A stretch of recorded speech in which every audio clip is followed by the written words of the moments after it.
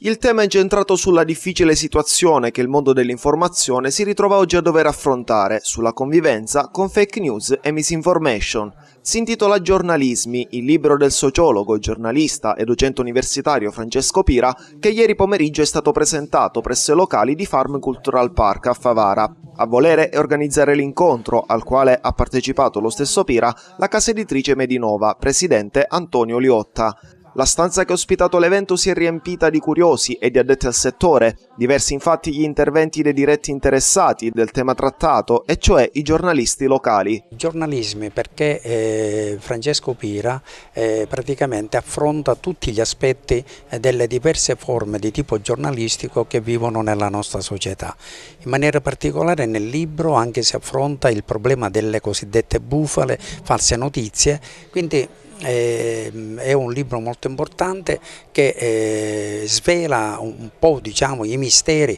che stanno dietro, sotto e avanti al giornalismo, che dovrebbe essere una scienza sempre a servizio, un'attività a servizio dei cittadini, e che invece attraverso i condizionamenti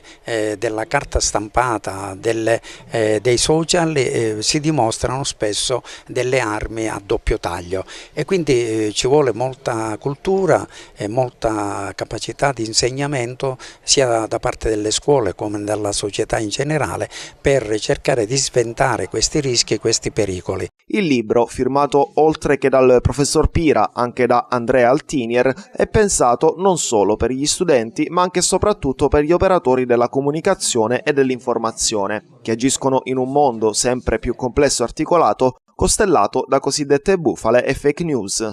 Siamo in una società di grande distribuzione dell'informazione e quindi anche con una circuitazione di notizie al minuto che sono difficili da controllare. Diciamo che il mio libro in qualche modo è una piccola cassetta degli attrezzi per cercare innanzitutto di intercettare le fake news e soprattutto di cercare a monte di aiutare i giornalisti a capire che occorre una formazione particolare, occorre un lavoro particolare. Faccio un esempio molto pratico: la BBC, una delle più grandi televisioni pubbliche al mondo, ha 24 giornalisti che ogni line di lavoro si occupa di verificare quali notizie sono vere e quali notizie sono false che arrivano dai social, e quindi bisogna in qualche modo trovare una nuova dimensione sicuramente per i giornalisti. Infatti il libro l'abbiamo intitolato Giornalismi perché esistono più giornalismi: esiste il giornalismo tradizionale, quello della televisione, quello della radio, quello della carta stampata, esiste il giornalismo del web, e poi occorre partire dalle scuole, iniziare a spingere i ragazzi, i preadolescenti, gli adolescenti che